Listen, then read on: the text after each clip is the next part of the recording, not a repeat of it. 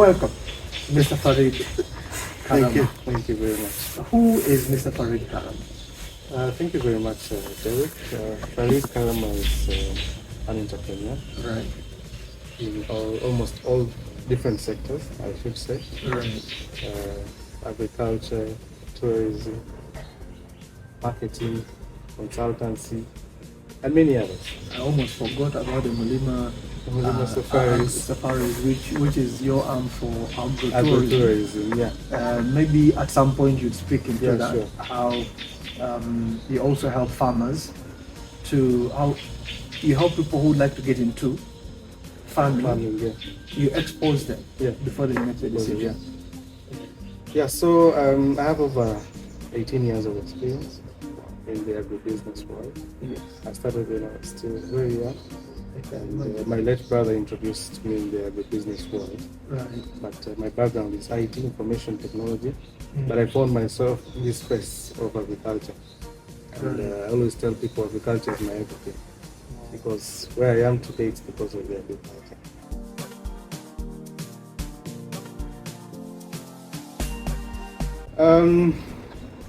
That's a very good question.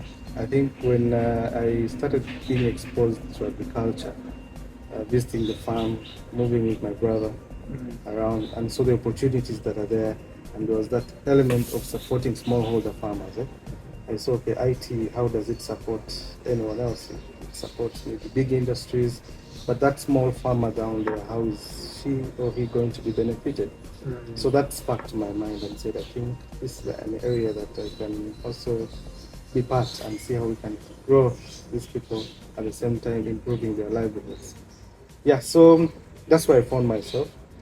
And yes, with my IT skills, I still do some small, but not really much. I should say 90% of my time now is agriculture. Pure agriculture. And I think I've inspired very many people from different backgrounds to join agriculture, because by just sharing with them my story, they believe and they see what I do is practical, then they always come and join. Very good question. Agriculture is everything, like I said.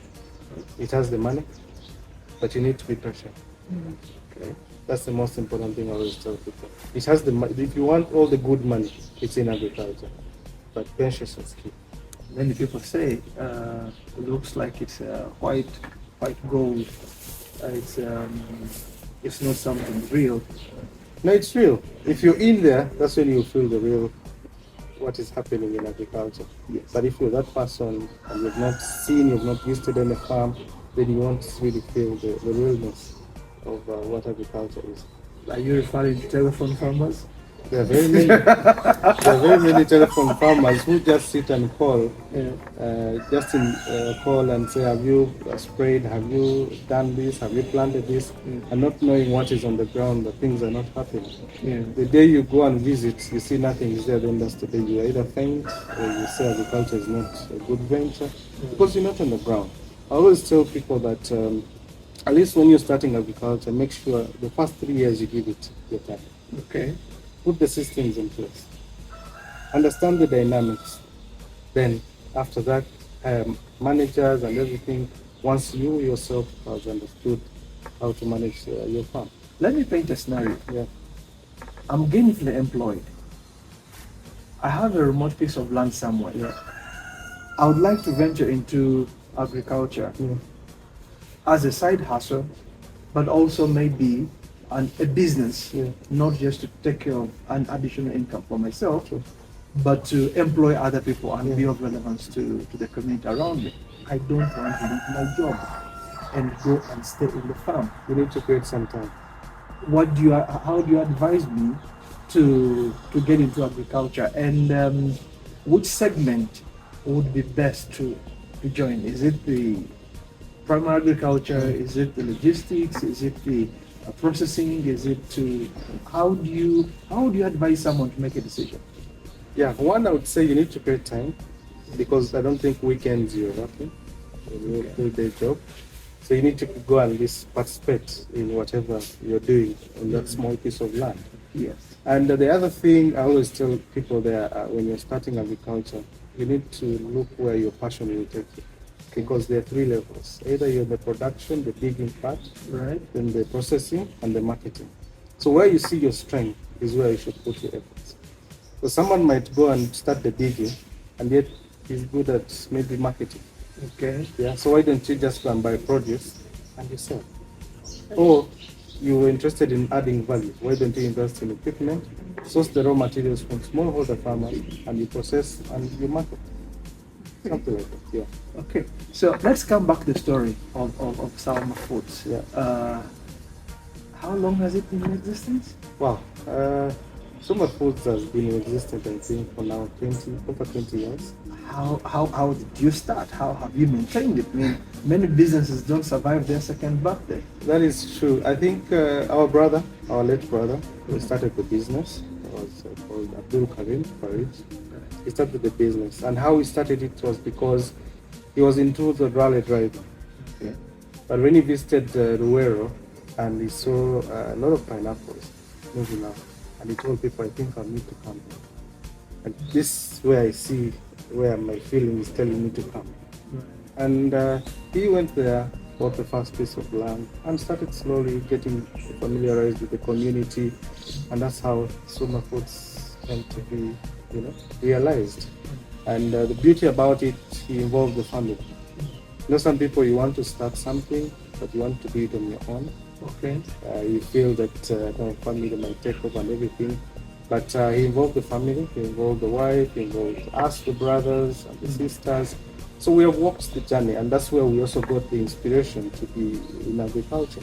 Yes. Because if Sulma wasn't there, I wouldn't be here talking about agriculture opportunities and all that. So time came, we were part of the business, looking at the different dynamics, because I started working with Sulma, I think, in 2007, immediately after my secondary school, and actively working. But before I was actually going there, visit the farm, but I started working in as an operations manager. And after 2 years, I was the managing director.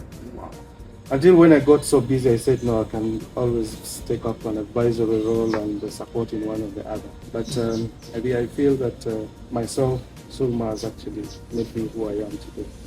Because if I didn't get that inspiration, I wouldn't be speaking about agriculture. You mentioned about the family businesses. Some don't spend 3 years in existence.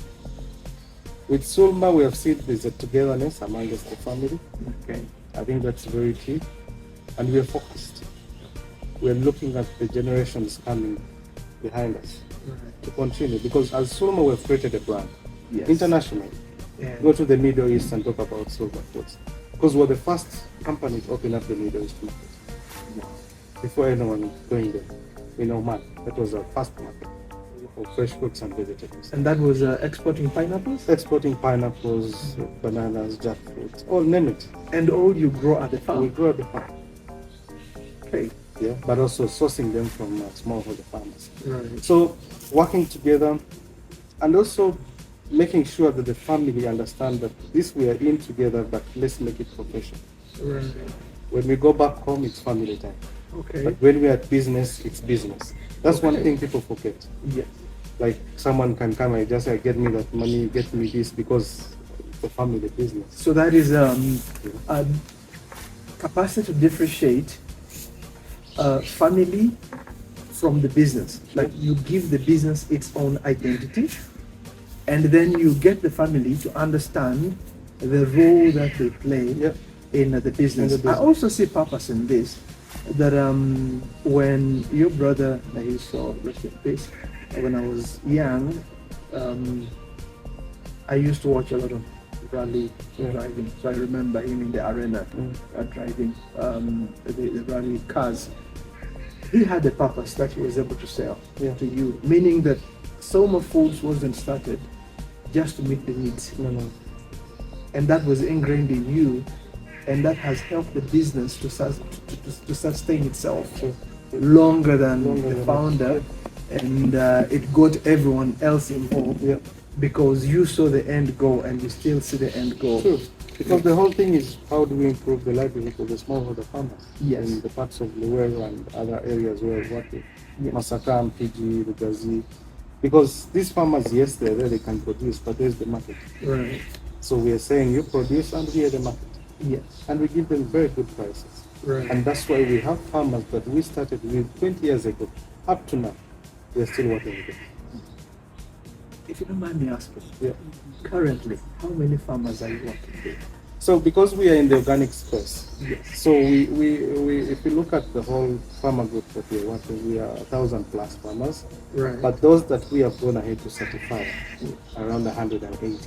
So there is also certified. certification of the farmers, Of the farmers to attain the organic the certificate. organic standards. And that's a cost on our side, which is very expensive because the farmers can't afford. Right. Because our market is organic, Yes. and if you tell the farmers that they can't afford, so we take them through that process as well. Okay. Yeah. So if a farmer is watching this and they would like to be certified Yeah. as organic farmers, what is the process like? Yeah, so we have certifying bodies here in Uganda. I think one would be UGOSAT, that's the Uganda Organic Standards, through with in partnership with the National Organic Movement, that is NOGAM. So there's always a detailed information about how you can get certified organically. But for a first-time person going into the organic business, or you want to do organic, you have to go through a conversion period for 1 year. Okay. Before you're doing anything, because we believe that you've sprayed a lot on your land. Yes. So we need it to rest a bit for 1 year so that all the chemicals are actually not in after 1 year. So that's why we call it a conversion period. Okay. Yeah, then after that, then we can start the process. There are a lot of things that we look at for you to get certification of organic. Okay. Do you have specific products that you certify? Yes. Is it market driven or is it just open? It's market driven. Yes. And for the pineapples, that's our #1 product. Okay. Because that's what took us in the world. Yeah. Okay. And up to now, that's the product that actually we can say that that's our #1 product. Right. That we can always say, yes, with that, we are sorted. The others are other products, sweet potatoes, the vegetables, because here we're looking at two markets. We have the export market and also the local market. The local market. So in terms of the local market, in regards to the fresh, we participate during there's a normally an organic market Right. in Zambia, behind the American embassy, Right. which Sulma participated in developing that market. So Sulma, Caritas, and Nogama Right. developed that market, and it's doing well. So all the vegetables that is grown at Sulma and from the other farmers is taken every Saturday at the organic market. So if someone wants to buy some of the organic fresh produce that Sulma Foods grows or outsources from its Yeah. certified farmers and also processes, Yeah. they can find them every Saturday Every Saturday behind the American embassy. It's a place called Cardinal Subuga. Cardinal Subuga. Yeah, that's every Saturday. Every Saturday. And normally what we do, we receive orders on time. Okay. And Friday orders come in, and Saturday the orders are actually. And right now, when we were starting, we would see many people coming. But now we put in some efforts to make it convenient for everyone, that you press your order, we deliver to your home. Okay. Yeah, and that is working out, and we have plans to see that we put other points in Nigeria, in Tebe, to see how best we can capture, because people are now looking at organic products. It's Right. healthy, and yeah, there is value for that. Okay. Now that's the local market. Yeah. Now There for the is, export, yes. we mainly, before we were exporting a lot to the Middle East. Like I said, we were the pioneers in the open up the Middle East market. Right. And right now we have very many exporters now who have penetrated there. So the market has actually become, it's not really, for us as Sulma, we feel, at the moment we feel it's not the right market for us at all. Right. And we said, okay, let's focus on value addition that we export. So this farmer who is selling the fresh pineapple, that is no longer going for export, let's add value to it Okay. by processing it into a dried form.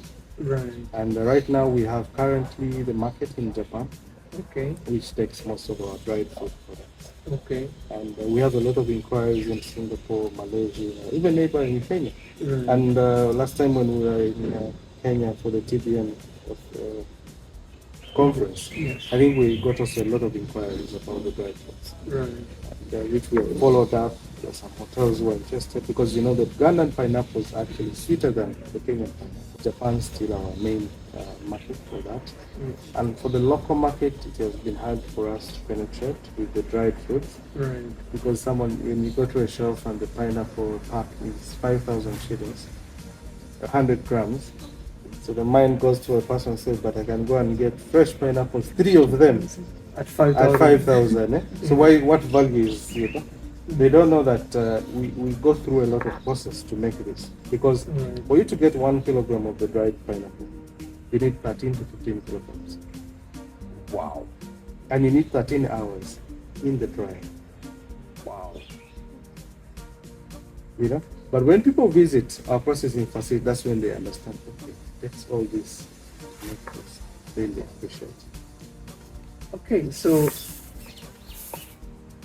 is it open for people to come and Yes, visit? it's Those who would open. like to? It's open once you make an early booking, because one of our core objectives is we want people to get exposed, Okay. and get to learn about agriculture, Right. but also have fun in a farm. Yes. And our farm is more of education. Okay. You won't see a lot of music, but it's more fun, practical. You're learning about animals, you're feeding the animals, but also there's something that we started called pineapple hunting, Okay. whereby you go to a pineapple farm, like 2-acre, 3-acre farm, Yes. and we tell you guys, go and look for this kind of pineapple. It must be this and this and this. You get it, that's yours. So you go, you spend 30 minutes looking for that pineapple, but we know where the spots. So that's the hunting, the pineapple hunting we talk about. So, Right. and by the time people leave, already they get to know that, okay, I think I can select this enterprise, but I can't start. Beyond the pineapple farming itself, I know it's the main crop that Sulma Foods is involved in right from the start, over 2 tickets. Are there any other crops, like if I'm a farmer and I'm not interested in going into pineapple farming, but I have other crops that I would like to learn about? Are there such crops at Sulma Farms that they can come and see? Yes, there. Before, I think 10, 15 years ago, Sulma Foods was doing a lot on its own on the farm. Right. But we found out that it's not sustainable. Okay. Continue doing all that 90% of producing and looking for the market. So we thought, let's provide this as an additional income to the farmers. Let them grow for us. Okay. And what we are growing at Sulma is just less than 10%. Okay. So that means we are now a demonstration farm. Okay. So you come at Sulma Foods, you'll see different things. You'll see vegetables, both grown outdoor and indoor. Okay. You'll see local chicken. Okay. Yeah, because Like you can help someone learn how to keep the local chicken and feeding it on vegetables on massive scale True. and make money off it. Yeah. When you in agriculture, when you're going to make money, it still comes back to the passion you have. Okay. Because if you don't have the passion, you're not going to invest. Right. I have a friend of mine who, I think 2 months ago, I visited, and I told him, start small. I told him, as you start small, if you feel you want to invest more, invest. You'll see, as long as you have the right people to guide you. Right. And it's also important. When you're starting farming, you need to have also the right people to move with you. There's always this, I think it's always on TikTok or something, that someone says, I started a farm with 1 egg. No, with one feather. With 1 feather. So, there are those kind of motivational people. Yeah. You'll even go and say, let me invest and see. Yes. Then it hits you, then you say family. I always tell people, start with what you have. Right. And move with the right people. Move with you. Because there are mistakes we have made, and there are lessons that we can share that next time when you're doing something, don't go and do this. There's a farmer who approached me some years back and said, I had a very big land. I saw you guys doing pineapples. I put 20 acres of pineapples at Eco. But I waited for 18 months. I only harvested less than half an acre. I said, but what did you do? I just put and left. I would come once in a while to weed and all that and left. And this is a crop that also needs management. Right. And if you just live, it's like human beings. Right. If you don't look after yourself, then you'll either become sick or something like that. So Right. passion drives everything, and passion drives agriculture. If you have the passion, and passion, you can get always the passion Right. by getting the information from the right people who have made it in Yes. agribusiness. There is at some point you started Africa Agribusiness Academy. Yeah. And then I think 6 or so years ago, you recommended Sulma Foods to join TBN and the other programs. And Sulma Foods went through our program, and you've been one of our consistent entrepreneurs. And the things that you guys have achieved are massive. And that partly explains why you're here to tell the story. What value did you derive, or what did you see? Yeah, I think participating in the TBN program opened our minds. Right. You know, listening to the different facilitators, but also getting connected with a certain group of the network, you know. Right. You get to share a lot of information. So at Sulma, we always value the networks. Right. I think the networks that we got at TBN is up to now. Right. We are actually working together. And there are those that we had not met physically, but when we met in the Nairobi, you know, it now concretized. The Nairobi investment Summit last year. And after that Nairobi Summit, we had very many people actually coming to Sulma. Wow. From members of TBN. Wow. So that really showed that there is that network that we have created, and we communicate. Right. But also in terms of the capacity building, that we gained a lot. I didn't participate, but I think the other directors participated. There's a lot of things that we didn't have in place. You know, some information that we were lacking as a business, but through the trainings, the investor readiness and all that. I think right now when you tell us to come and pitch, you can actually pitch a very good idea to you guys, and you know. So I think there's that exposure that we have got.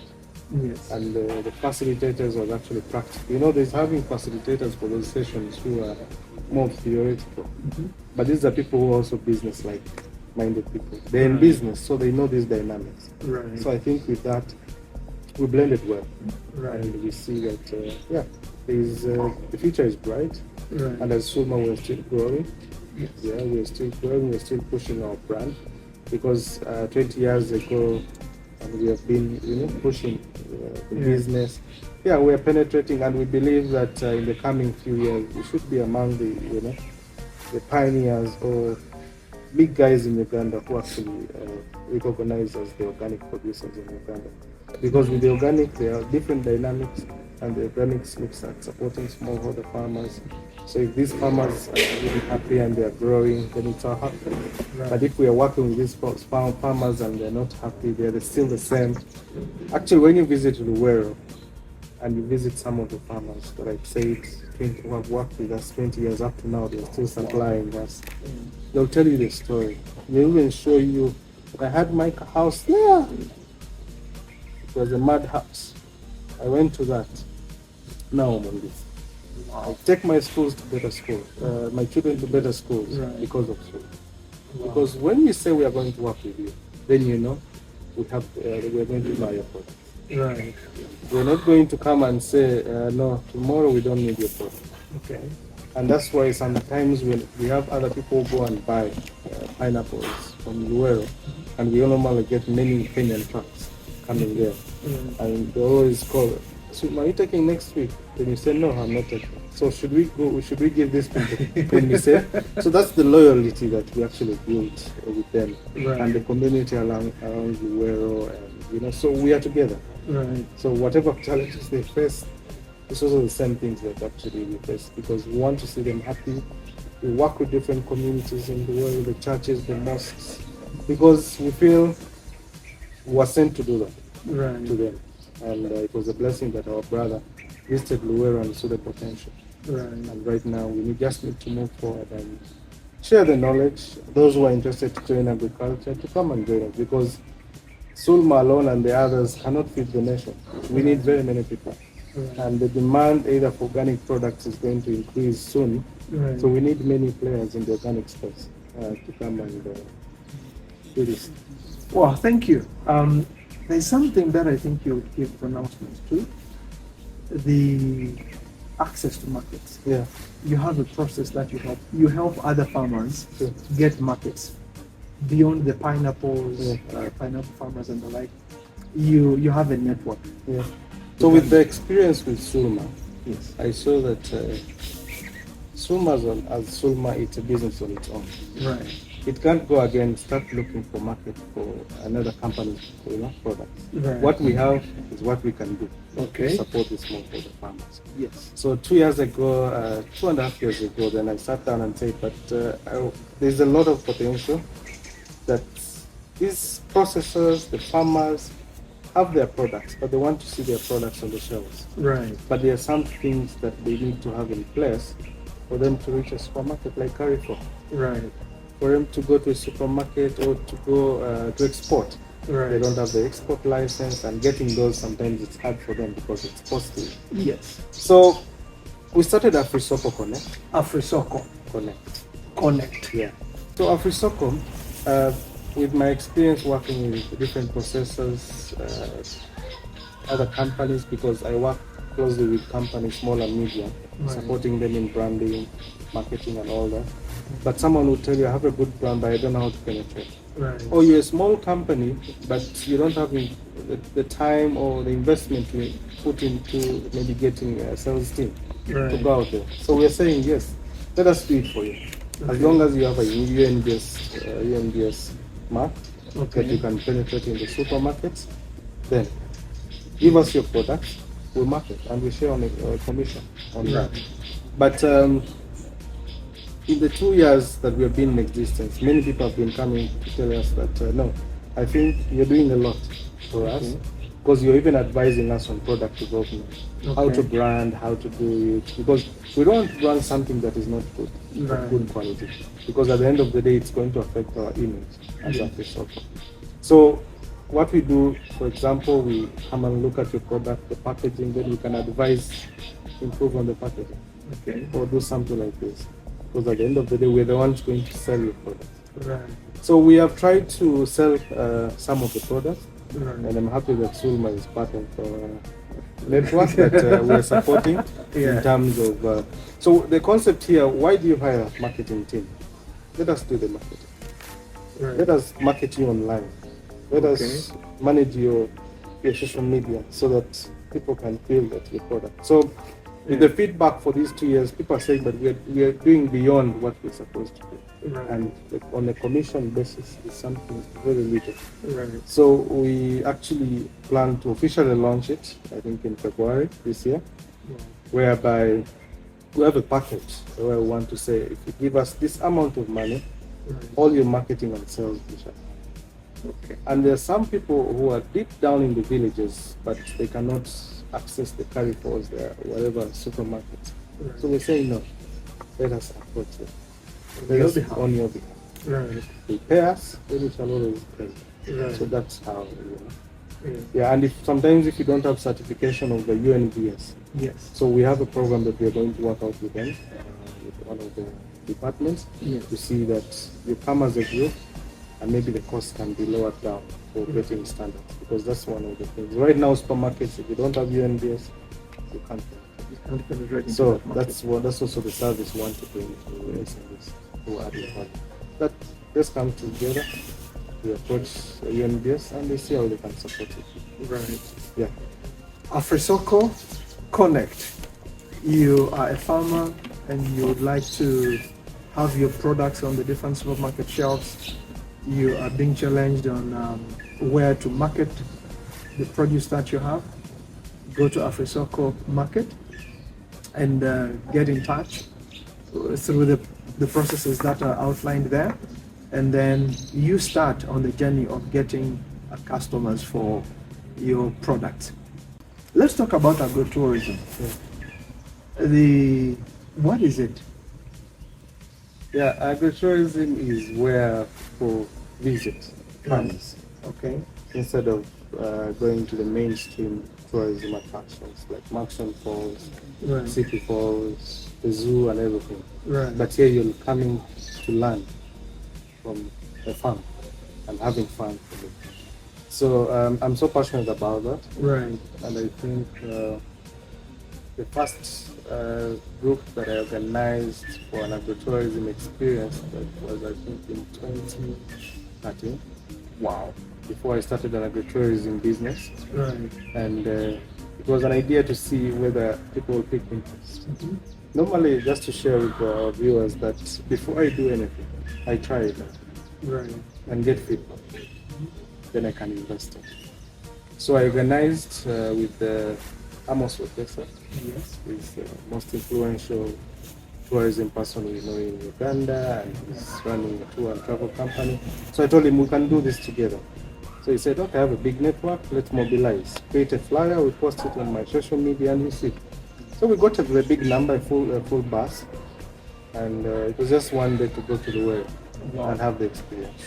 So after that, we had people from Rwanda who came, Ugandan, people from Kenya, just because they saw that as an opportunity to come and visit a farm and learn. Just one day, and people paid their money.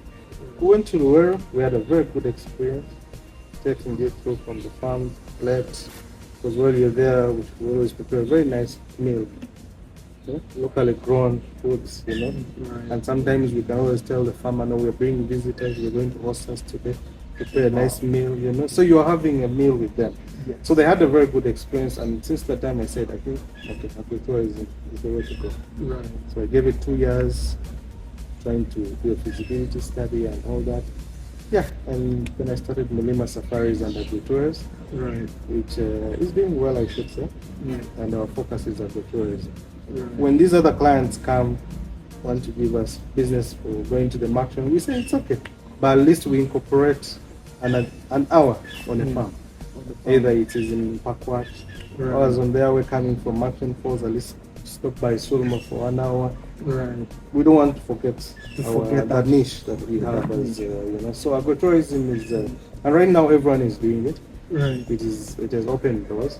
So anyone out there who whether you have a farm or you want to start an agritourism, here we can guide the process. Right. Because there are certain things that actually you need to set out to see that we call you an agritourism farm. Farm. There are things you need to put in place, and through different people, we started the agritourism network to see how we can support the agritourism sector to grow, but also to tap into the different opportunities. India right now, we talk about agritourism, it's everything. And we want to replicate that in Uganda, because we have the potential of agritourism in Uganda. We have the farms, but we just need to change people's mindset that don't only grow, but also people can visit you and pay you. So another revenue stream. Another revenue stream for Because during school time, and right now the curriculum has changed. We focus more on agriculture. Last year we got a number of schools coming to Luweero from Kampala. Wow. To come and visit, and that's a fee. Yes. You're coming 300 plus. That's some good money. You're going to prepare them a small meal, and with the kids, they don't eat a lot. Right. Prepare a small meal. They have a meal. They have some games on the farm. And that's it.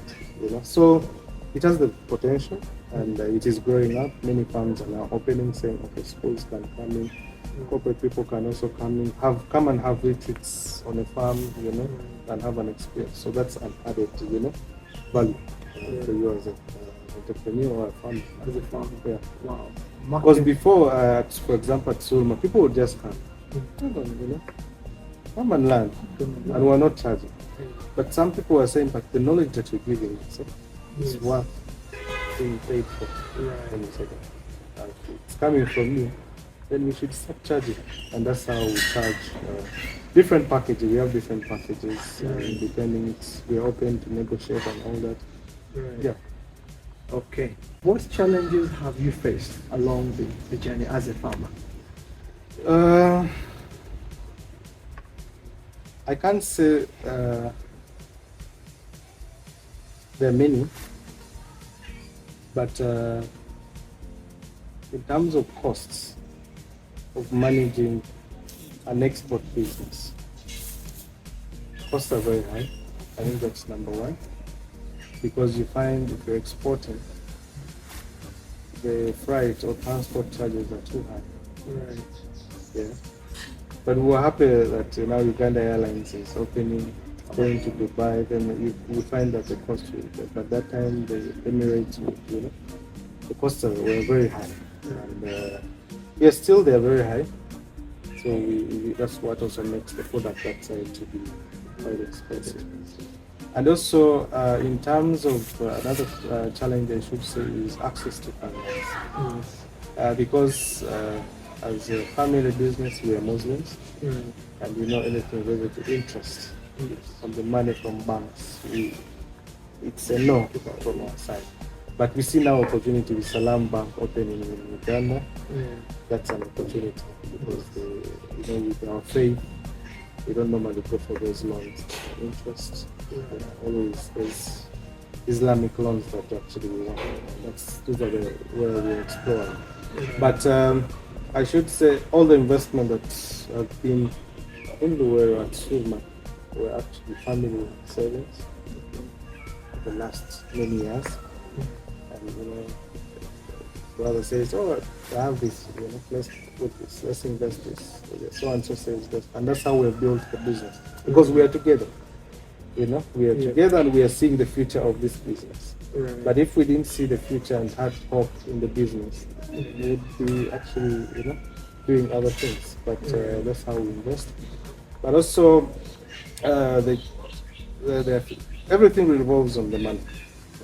The challenges. Money. And certification is very expensive. If we had to certify a farmer to be organic, we're going to spend around 9,000 US dollars. Wow. If you're certifying 20 farmers, that's how much?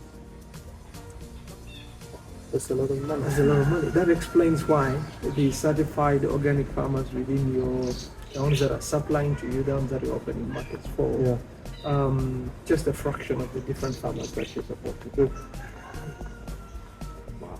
So our challenges revolve around money. Around money. But now with the Salam Bank opening in Uganda, there are many people who come, say we have the money. But when they talk about interest, we say, okay, just stop there. But we have worked with also very many development partners who are supporting smallholder farmers who come and say, okay, we're working with the farmers, we can give you some small grants to train the farmers, to keep them up to the speed. So we are taking that. But that is always for the farmers. To offer them the capacity and all that. Yeah.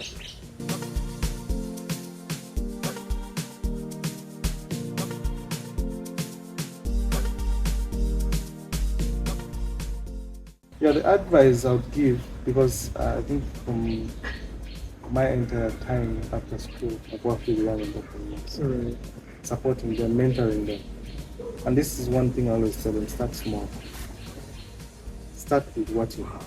Most of them don't have land. They don't have the factors of production. Start with what you have. That's the most important thing. You don't have the money, you have the land. Then, once you have the land, but the most important thing, you have the brains. Okay. So the brains will drive you to what you want. If you don't have the money, the brains will guide you to where to get the money in the right way. Either you'll go to your dad, to your mom, to say, I want to start this, and let me 50,000. I want to buy seeds so that I can plant something. So start small, be consistent.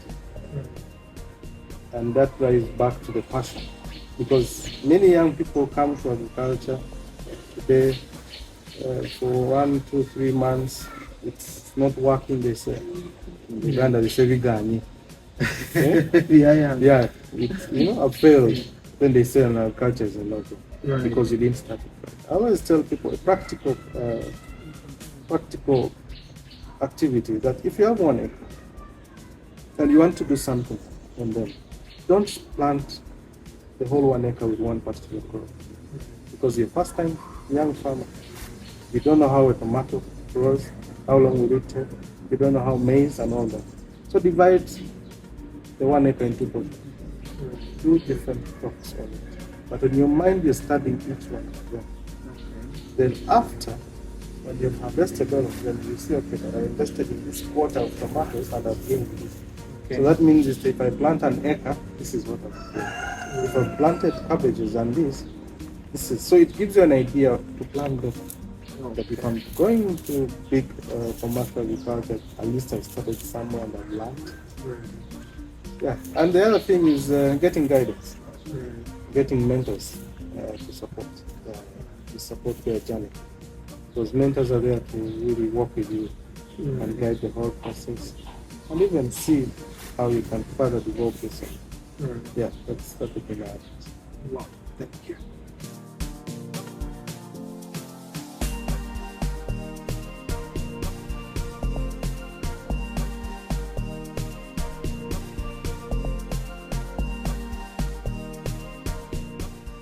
Yeah, we with the Sulma Foods, I think we are seeing ourselves as pioneers. We shall be pioneers in the organic space.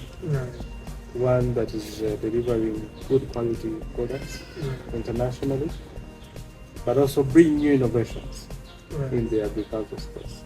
I think that's where we want to see, but also having more smallholder farmers that we are working with, not only in the central part, but also looking at also other regions. Because Sulma Foods doesn't only deal in fresh fruits and vegetables and the dried, but also we're into honey processing. So I think getting more beekeepers on board who can supply us, because at the end of the day, we want to sustain the market. Yeah, as Africa Agribusiness Academy, I think since 2010 we've been in existence, so we want to impact as many entrepreneurs as possible, but also penetrate into other countries. Because right now we're in 6 countries, but we want to have other countries. West Africa, we want to tap into the West African entrepreneurship ecosystem, but also seeing how we can actually support further these small and medium companies. One, to access financing, but also the networking amongst the countries that we are working with. And with AfriSoko Connect, I think our vision is to be the market leaders in supporting the small and medium companies, but also the farmers, to see that market is not a problem. We shall be. Thank you. TBN is proud to partner with Sulma Foods, with AfriSoko and Africa Agribusiness Academy. Thank you for watching. Feel free to share this podcast with your colleagues who are interested in joining agriculture, and reach out to us.